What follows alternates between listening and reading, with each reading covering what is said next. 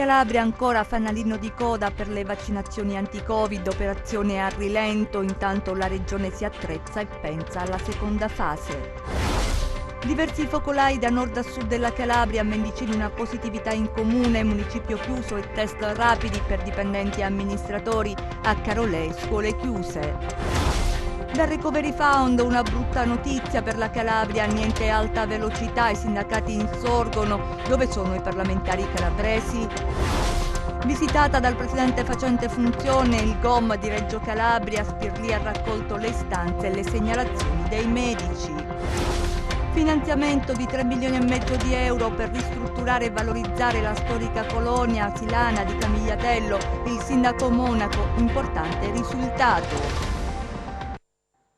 Ben ritrovati dalla redazione del TG10, lo sapete, ufficiale, la Calabria resta zona arancione, l'RT è all'1,05, i valori sono stati resi noti dall'Istituto Superiore di Sanità, nelle zone rosse restano Lombardia, Bolzano e la Sicilia.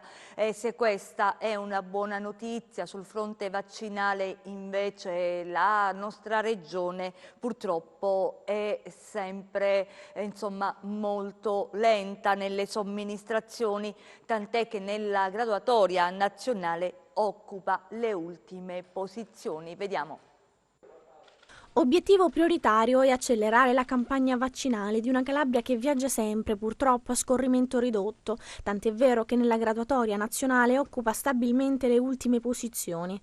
Da qualche giorno, a dire il vero, sta provando a scrollarsi di dosso i panni della Cenerentola d'Italia. L'operazione non è semplice, visto che il sistema nel suo complesso risente di errori e ritardi ben noti e ampiamente certificati, ma la volontà c'è, o almeno sembra esserci. Le aziende sanitarie ospedaliere si stanno muovendo naturalmente, facendo leva sul fatto, così come promesso, che la dotazione di vaccini giunga nelle quantità necessarie e nei tempi previsti. Ultimata la prima fase che riguarda gli operatori sanitari e gli ospiti delle RSA, anche se qui c'è ancora molto lavoro da fare, si entrerà a breve nella seconda fase ed è qui che nascono i problemi, perché occorre avere le idee chiare. All'orizzonte nuovi risvolti, pare che la Regione renderà noto nei prossimi giorni una sorta di vademecum con tutte le informazioni divisi per fasce e categorie con cui verranno esplicitate le modalità e soprattutto le priorità vincolanti per usufruire della vaccinazione. Intanto l'epidemia continua a correre, nelle ultime 24 ore il numero dei contagi è cresciuto e per avere maggior contezza dei numeri è stato deciso di inserire nei prossimi giorni nel consueto bollettino quotidiano anche gli esiti dei tamponi rapidi. Poche certezze, tanti dubbi e domande senza risposte in una regione che resta ancora una volta col fiato sospeso. Ancora sulle vaccinazioni c'è un vero e proprio caso all'ospedale di Locri, la denuncia è del sindacato, le operazioni svolte, dice la UIL, senza cabina di regia. Vediamo. Prima una denuncia del sindacato FSI, poi un esposto della UIL Funzione Pubblica. Rischia di diventare un terremoto e francamente il territorio dovrebbe farne a meno il caso delle vaccinazioni praticate all'ospedale di Locri con una corsia privilegiata. Insomma, vaccini secondo raccomandazioni, il quesito che sindacati e adesso molti cittadini pongono chiedendo risposte certe. Tutto comincia quando la FSI segnala che le vaccinazioni attivate presso l'ospedale di Locri si sarebbero svolte senza una cabina di regia e che irresponsabilmente gestione ed organizzazione del fondamentale servizio sarebbero state affidate ad un infermiere che avrebbe garantito gli amici. Secondo indiscrezioni dell'ultima ora da noi registrate, tra i privilegiati anche ex dipendenti oggi in pensione, ma la circostanza, lo chiariamo, deve essere verificata. A questa iniziativa adesso si aggiunge quella della UIL Funzione Pubblica. Il segretario provinciale Nicola Simone, oltre a chiedere l'intervento della Procura, ha chiesto anche un intervento dei NAS affinché acquisiscano l'elenco dei vaccinati. Intanto la situazione Covid nel comprensorio resta preoccupante, sebbene si registrino diminuzioni rispetto al numero dei contagi. E sul fronte dei contagi oggi la Calabria registra una nuova impennata, 405 i nuovi positivi, 4 i morti. Vediamo. In Calabria ad oggi sono stati sottoposti a test 476.032 soggetti, più 2.283 rispetto a ieri. Le persone risultate positive al coronavirus sono 28.427, più 405 rispetto a ieri. I casi confermati oggi sono così suddivisi: a Cosenza 117, a Catanzaro 55, a Crotone 42, a Vibo Valentia 40, a Reggio Calabria 151, da altra regione sotto estero 0. I ricoveri sul territorio regionale ad oggi sono 285 nei reparti di malattie infettive e 27 nelle terapie intensive, 4 vittime nelle ultime 24 ore, 530 in totale dall'inizio della pandemia. E sono diversi i focolai in Calabria, da nord a sud. Nel Cosentino, paura a Mendicino per la positività in municipio, il comune è rimasto chiuso, test a dipendenti e amministratori, mentre a Carolei sono rimaste chiuse le scuole. Vediamo. La Calabria resta in zona arancione, insieme a Emilia Romagna e Veneto. L'ordinanza del ministro Speranza, in vigore dal 17 gennaio, non prevede novità per la nostra regione, che mantiene status e relative misure di contenimento. Intanto, 12 ricoveri in 48 ore nelle strutture della provincia di Cosenza dedicate al Covid-19. Il dato complessivo è salito a 118, con un incremento che ricorda i ritmi dei mesi di ottobre e novembre, periodo precedenti all'entrata in vigore delle misure di contenimento del contagio. 93 i casi censiti nell'ultimo bollettino sul territorio cosentino, 17 quelli relativi all'area dello Ionio, dove però si attendono i risultati di 300 tamponi effettuati tra il 13 e il 14 gennaio. Alte comunque le percentuali di positività rispetto al numero di test analizzati. Misura drastica a Frascineto, dove gli 8 contagi in più hanno portato a 44 il numero dei positivi. Il comune dell'area del Pollino adesso è zona rossa. Attenzione massima anche a Terranova da Sibari, dove i bar chiuderanno alle 14 ed è richiesto il tampone antigenico per chi arriva in paese da fuori regione. A Montalto Uffugo il sindaco ha annunciato la possibilità di eseguire uno screening sulla popolazione di Vaccarizzo per scongiurare il rischio di un focolaio che possa coinvolgere soggetti anziani. Salgono a 27 positivi a Santa Sofia de Piro. Il sindaco Sisca comunica con i cittadini e augura una pronta guarigione alle persone colpite dal virus, in particolare al concittadino ricoverato in terapia intensiva. A Carolei, a causa di casi positivi accertati sul territorio, scuole chiuse fino al 18 gennaio e sanificazione degli spazi pubblici. Anche a Mendicino la scoperta di un caso positivo ha fatto scattare procedure e cautele previste da parte dell'amministrazione comunale. Stamattina abbiamo riscontrato un caso di positività all'interno della macchina comunale per una nostra collaboratrice. Per questo motivo abbiamo chiuso il municipio, abbiamo deciso di sanificare tutti i nostri ambienti comunali e di sottoporre tutti i dipendenti e tutti gli amministratori, anche noi quindi, al test rapido antigenico e fortunatamente al momento tutti sono negativi al Covid-19. Ordinanza di chiusura dell'istituto comprensivo Don Milani Sala a Catanzaro, mentre i test molecolari hanno smentito diversi esiti positivi dei tamponi antigenici di Albi, riducendo il numero dei casi conclamati. Nel Vibonese 11 nuovi casi individuati a Ionadi, dove si registra una vittima nell'ambito del focolaio di Piscopio. A Palmi 9 casi in più che fanno superare la quota 100 degli attuali positivi, una scuola dell'infanzia chiusa a Melicucco per la positività di un insegnante, screening sulla popolazione scolastica a Bagnara Calabra.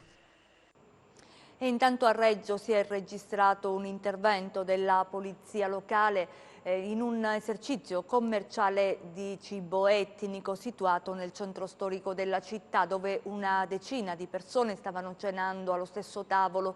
Gli agenti, dopo aver interrotto il banchetto tenuto senza il rispetto delle regole anti-Covid e di distanziamento, hanno identificato 5 persone e sanzionato il titolare del negozio. Per l'attività commerciale è stata immediatamente disposta la chiusura per 5 giorni.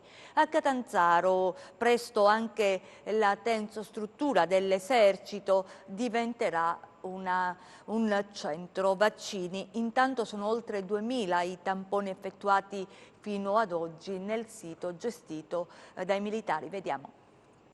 Auto in fila per effettuare i tamponi in modalità drive-in. Siamo a Catanzaro Sala. Fino ad oggi nella tensostruttura dell'esercito sono stati effettuati 2.264 tamponi molecolari e 502 tamponi rapidi. Ma come si accede nella tensostruttura? I cittadini praticamente si devono rivolgere al medico curante, il quale praticamente poi prende i contatti con l'ufficio competente dell'ASP, di modo che il dottore Santolo, che è il responsabile medico della struttura dell'ASP, la mattina c'è già l'elenco dei soggetti da sottoporre a tamponi. Presto nella tensostruttura dell'Esercito saranno effettuati anche i vaccini anti-Covid. Attualmente l'azienda sanitaria ha avviato, come tutte le altre, l'attività di vaccinazione.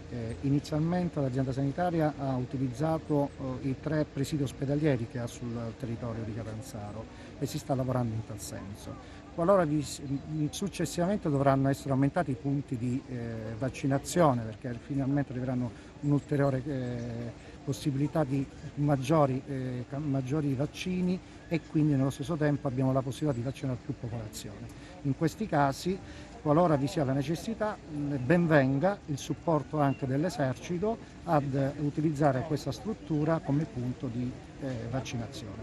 Nessuna idea circa le date, però già per essere pronti, sia col dottore Lucia, che è responsabile del servizio di prevenzione e protezione dell'ASP, sia col comandante, il colonnello Bianchi, che è il responsabile della struttura, perché questa struttura è una struttura del 2° reggimento Aves. Già abbiamo riconfigurato l'area in funzione di quello che sarà. In questi giorni in cui si registrano contagi anche in alcune scuole, diversi test sono stati effettuati ai bambini. Cerchiamo di portare in campo le migliori professionalità con 2 infermieri dell'aeronautica e poi con le infermiere in formazione dell'ASP di Catanzaro, che sono state assunte con un contratto per le scuole di Catanzaro. E oggi ho fatto venire 3 infermiere pediatriche per avere un approccio migliore con le bambine, con i bambini e specialmente con i genitori che hanno una paura incredibile. Restiamo a Catanzaro perché è stato prorogato il commissariamento dell'azienda sanitaria provinciale, lo ha deciso il Consiglio dei Ministri. Vediamo. Bisogna completare l'azione di recupero e risanamento dell'azienda. Per questo motivo il Consiglio dei Ministri, su proposta del Ministro dell'Interno Luciana Lamorgese, ha deliberato la proroga dello scioglimento dell'azienda sanitaria provinciale di Catanzaro per un periodo di 6 mesi. Dunque toccherà a Luisa Latella, ex prefetto di Catanzaro, guidare un altro semestre l'azienda sanitaria. La Latella dai primi di marzo dello scorso anno è a capo della triade commissariale dell'ASP del capoluogo di regione dopo lo scioglimento per infiltrazioni mafiose avvenuto nel settembre 2019 all'indomani dell'inchiesta denominata Quinta Bolgia, condotta dalla DDA di Catanzaro, che aveva svelato delle presunte ingerenze delle cosche in alcuni servizi sanitari. All'attuale gestione commissariale spetterà non solo la gestione del contrasto alla fase pandemica, ma anche la gestione dei vaccini dopo la campagna di vaccinazione iniziata nelle scorse settimane e che nei prossimi mesi coinvolgerà le fasce deboli della popolazione. Altro nodo cruciale, la vicenda dell'accreditamento del Sant'Anna Hospital, e nei giorni scorsi sembra aver trovato uno spiraglio per una soluzione. Insomma, un compito non semplice, ma la sanità alle nostre latitudini non è mai un terreno agevole. Da Catanzaro a Reggio, dove il presidente facente funzioni della regione Nino Spirlì ha fatto visita al grande ospedale metropolitano, accogliendo e ascoltando le istanze dei sanitari. Vediamo. Eccolo il presidente facente funzioni Spirlì in assemblea con i dirigenti medici e sanitari del grande ospedale metropolitano di Reggio Calabria. Accompagnato dal commissario straordinario Iole Fantozzi, ha avuto un confronto con il personale, raccogliendo le richieste e le criticità evidenziate, dalla carenza di personale all'emergenza in fase pandemica, passando anche per la campagna vaccinale in atto. Noi dobbiamo garantire l'assistenza ai nostri cittadini. Non possiamo prescindere dall'implementazione del personale. Spirlì si è detto pronto a convocare un incontro istituzionale con il commissario ad acta Longo proprio per far fronte alle esigenze del GOM, che è un presidio importante per un'intera fetta di popolazione che si trova nel territorio reggino. Il GOM di Reggio Calabria è veramente una delle grandi eccellenze sanitarie che abbiamo in tutta la regione. In questa prima e seconda ondata passate e in questo inizio di terza ondata si sta comportando in maniera eccellente, è riuscita ad arginare gli assalti del virus al GOM addirittura sono riusciti ad aumentare i posti in terapia intensiva fino a 12 utilizzando dei fondi proprio dell'ospedale messi a disposizione. Iole Fantozzi sta facendo un lavoro incredibile con tutta l'equipe medica, paramedica, tutti i tecnici, stanno facendo un lavoro veramente eccellente. Ampiamente annunciata è arrivata la neve nel Cosentino, fiocchi anche su Cosenza, rallentamenti alla circolazione. Vediamo. È arrivata puntuale la Dama Bianca, fiocchi di neve non solo a quote collinari sopra i 500 metri nel Cosentino, ma anche a Rende e Cosenza. Al momento non si registrano disagi alla circolazione. Al lavoro polizia stradale e personale dell'ANAS. Il freddo, secondo le previsioni, ci accompagnerà per tutto il weekend con temperature vicine allo zero. I paesaggi da cartolina, dalle città e dai piccoli centri dell'Interland della Sila, dove la neve è risorsa per una Calabria imbiancata che sperimenta i rigori dell'inverno. Dal Recovery Fund una brutta sorpresa per la Calabria, niente alta velocità, i sindacati insorgono e chiedono dove sono i parlamentari calabresi, vediamo. Dal Recovery Fund nessun investimento previsto per l'alta velocità ferroviaria in Calabria, nonostante gli annunci e le promesse dei mesi scorsi. Nel documento pubblicato nelle ultime ore per la Calabria si parla di massima velocizzazione, ma cosa significa? Con Next Generation EU la Calabria avrebbe certamente meritato molto di più sulla parte degli investimenti infrastrutturali. Emblema di questa disattenzione da parte del governo, si è parlato tanto di alta velocità in Calabria, è prevista anche nel patto per la Calabria nel 2014, ma di fatto anche il Recovery Fund tralascia questo aspetto, cerca di creare, come dire, una sorta di attenzione mediatica sulla questione, ma il documento parla di velocizzazione massima della rete Salerno-Reggio Calabria, che non è certamente l'alta velocità che merita la Calabria per andare a omogenizzare la propria posizione infrastrutturale sulla linea ferroviaria con il resto del paese. Crediamo che la politica calabrese, la politica parlamentare di questo territorio debba fortemente sostenere all'interno del Parlamento, nella discussione che ci sarà sul Next Generation EU, questa grande disattenzione, questa grande malefatta nei confronti del territorio calabrese. E anche per quanto riguarda la infrastruttura ferroviaria ionica, non prendiamoci in giro, non c'è nessun investimento messo in atto dal Recovery Fund, perché quell'investimento sull'elettrificazione è frutto della rimodulazione, della riprogrammazione del Port Calabria 2014-2020, su quella tratta il precedente governo regionale aveva stanziato circa 500 milioni di euro per elevare il rango dell'infrastruttura ferroviaria e per elettrificare il territorio. Quindi la Calabria certamente non ha la giusta attenzione all'interno di questo piano e neanche il Mezzogiorno, da quello che cominciamo a capire. La storica colonia silana di Camigliatello sarà recuperata e valorizzata grazie a un finanziamento di 3,5 milioni. Vediamo. 3,5 milioni di euro per recuperare la colonia silana di località Moccone a Camigliatello, una struttura per anni abbandonata che ha subito saccheggi e atti vandalici. Adesso, grazie al finanziamento ottenuto, sarà restituita alla collettività.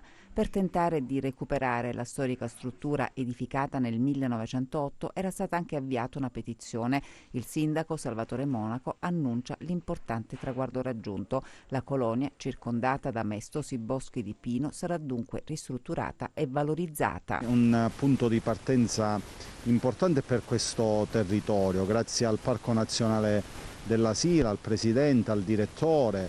Oggi possiamo ufficializzare questo importante traguardo, cioè la colonia silana nei prossimi mesi verrà valorizzata, verrà ristrutturata grazie all'impegno forte dell'Ente Parco Nazionale della Sila, del Ministero dell'Ambiente. Un risultato, un obiettivo su cui abbiamo lavorato noi come amministrazione comunale per anni. Nell'ultimo anno abbiamo lavorato in sinergia appunto con il Parco Nazionale della Sila, quindi veramente qualcosa di straordinario per questo territorio.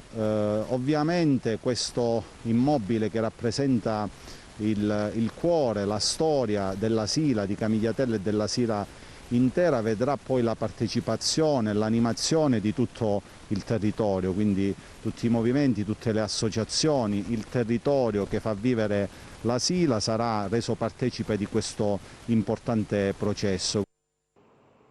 Fatture false, siamo alla cronaca e vendite in nero, maxi sequestro di un'impresa informatica a Palmi, vediamo. False fatture e vendite in nero a Palmi, maxi sequestro per un'impresa operante nel settore del commercio di materiale informatico. I finanzieri del Comando Provinciale di Reggio Calabria hanno eseguito il sequestro preventivo di somme di denaro, beni mobili ed immobili fino ad un valore corrispondente a oltre 1.700.000 euro nell'ambito di un'indagine delegata dalla Procura della Repubblica di Palmi per reati fiscali. I provvedimenti scaturiscono da complesse investigazioni svolte dalle fiamme gialle della compagnia di Palmi. Sotto il coordinamento del sostituto procuratore, le investigazioni hanno portato alla luce l'esistenza di copiose vendite in nero attraverso cui l'impresa informatica ha sottratto all'erario una parte rilevante del giro d'affari effettivamente realizzato. Peraltro, l'indagine ha svelato anche l'indebita sottrazione a tassazione di buona parte degli utili realizzati, fraudolentemente abbattuti attraverso l'annotazione di contabilità di costi inesistenti attestate da numerose fatture false emesse da imprese cartiere riconducibili a soggetti compiacenti. Per l'anno 2017 poi l'impresa ha omesso la prestazione delle dichiarazioni annuali dell'IVA, risultando quindi evasore totale. Si è tacciati dagli investigatori anche i conti bancari dell'imprenditore, dove si è appurato che parte dei proventi dell'evasione fiscale è stata utilizzata per l'acquisto proprio di un immobile di prestigio sito nel centro di Palmi, posto anch'esso sotto sequestro nell'ambito dell'esecuzione. E ora le ultime dal calciomercato.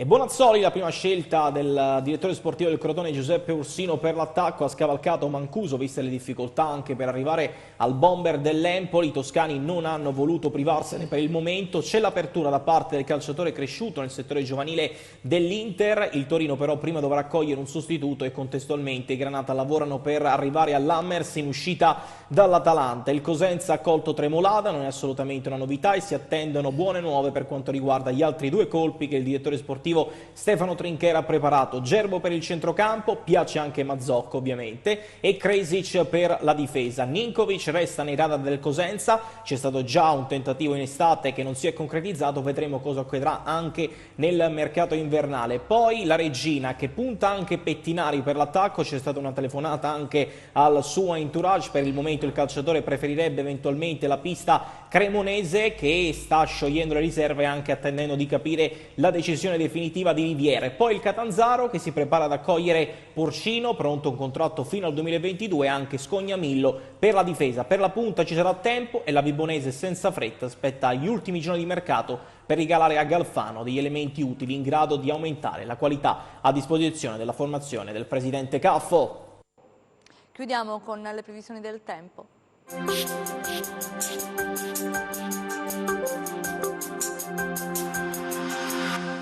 Freddo e nevicate in arrivo a bassa quota. Un minimo depressionario in scorrimento sul Tirreno verso sud-est, interagendo con aria molto fredda di estrazione artico-continentale, indurrà un peggioramento del tempo sulla Calabria a carattere freddo, con nevicate che giungeranno localmente a quote molto basse. Domani irromperanno venti freddi da nord a spazzare via la nuvolosità che si attarderà sino al tarda mattinata sulla Vibonese e Reggino, con locali deboli piogge e deboli nevicate su Serre e Aspromonte a quote intorno a 600-700 metri. Temperature in sensibile diminuzione. Domani venti moderati da tramontana con locali rinforzi sul settore crotonese. I mari saranno generalmente mossi, molto mosso solo il settore ionico crotonese. Per ulteriori approfondimenti vi rimando al sito www.meteoincalabria.com e alla nostra pagina Facebook Meteo in Calabria. È tutto, ci fermiamo qui, grazie per essere stati con noi, grazie in regia Enzo Leonetti, in messa in onda Giuseppe Costanzo, noi vi auguriamo un buon proseguimento.